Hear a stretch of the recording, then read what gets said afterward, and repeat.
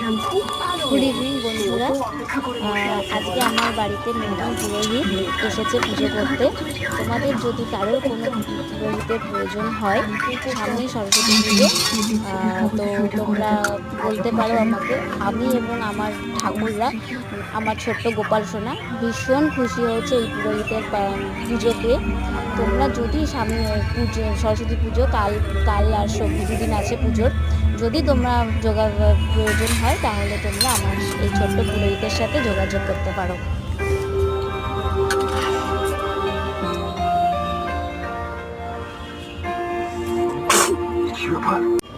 Start.